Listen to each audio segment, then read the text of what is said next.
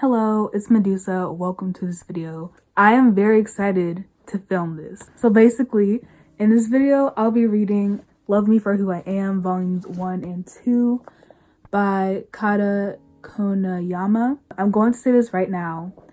I got these water damaged. So this has a non-binary main character. And I love that so much because I'm non-binary and I have a lot of non-binary friends. And just like a manga with a non-binary character, like the main character, like, please, I can't handle it. So I'm going to read the back of volume 1 so we can know what it's about. Mogumo is a cute but lonely non-binary high school student who just wants a few loving friends. As someone who doesn't identify as a boy or a girl, however, finding people who really understand can be a big challenge. When fellow student Iwaoka Tetsu invites Mogumo to work at an untraditional maid cafe, Mogumo is hopeful that things are looking up. Will they finally find friends to call their own, or just more misunderstanding? I'm literally so freaking excited to read this. Like, I don't know how long this series is going to be. I feel like it's going to be short because it has a non-binary main character. And I feel like a lot of like LGBT plus manga series are like really short. So I don't know, but I will pick up every volume of this if I enjoy these first two. I know volume 3 is coming out like April 13th, I think, of this year. I'm hoping there's not going to be a romance, to be honest, because if there isn't, then I can recommend this to my friends.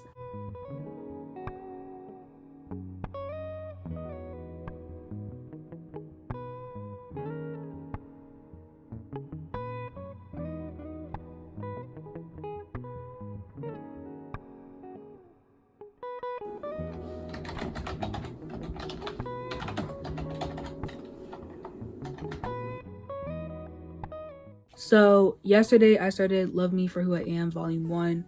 I didn't finish it and I wanted this to be a one-day manga vlog, but like, I don't know what happened. Don't ask me because I don't know. This manga has made me tear up multiple times. Like, I almost started crying while reading this like so many freaking times. And it's just like, how am I supposed to explain this? It's sad, but like it's also cute at times because like of the characters. Like, this just makes me so emo. Like, it really does. Like, it makes me really emotional. I feel like this might become my second favorite manga series ever. Like, that's how good I think it is. And the art is really cute. Hello, I have a test in like an hour and 30 minutes. I'm not gonna study for it. I'm about to finish reading volume 1 of Love Me For Who I Am. I'm just gonna sit here and listen to music and finish this.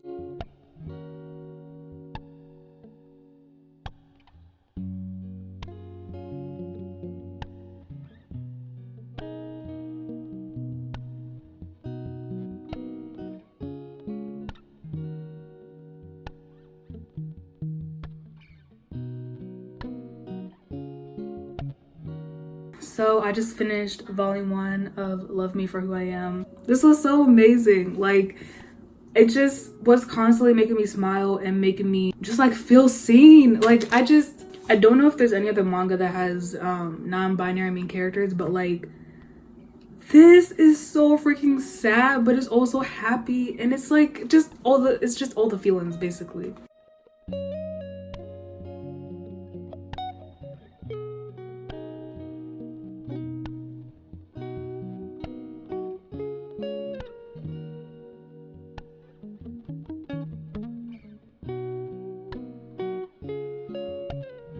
So I'm almost done with volume 2. I know you can barely see this cover, but I'm not moving. Oh my gosh, I love this series so much.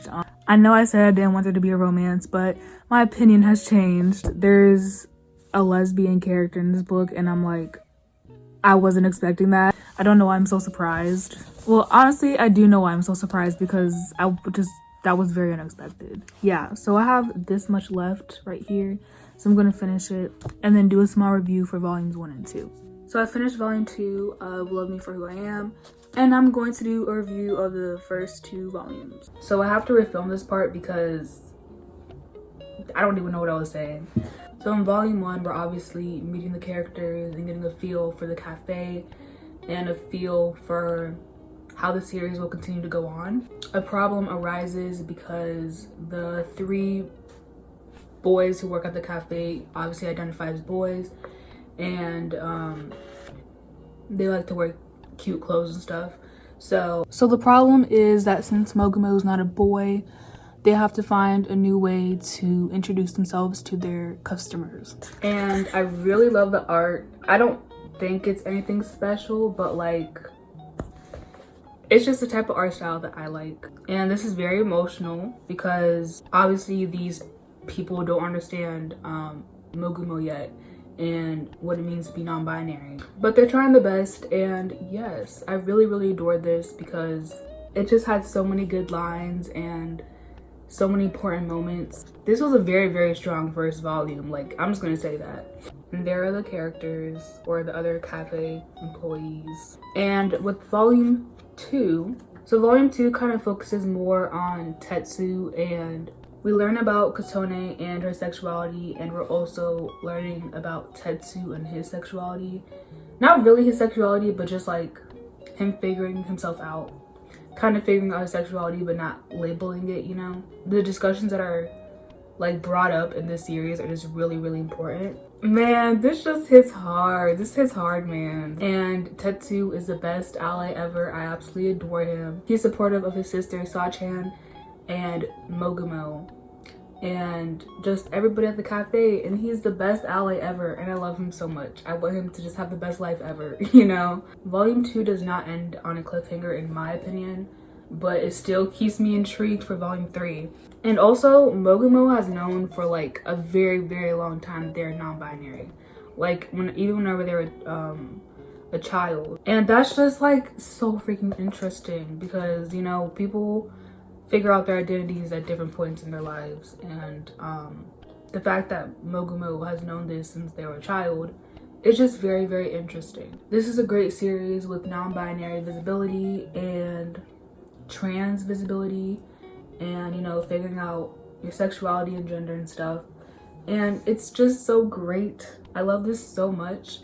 And I'm going to pre-order volume 3 pretty soon. So yeah, that is it for this video, and yeah, thank you for watching. I appreciate it, and bye.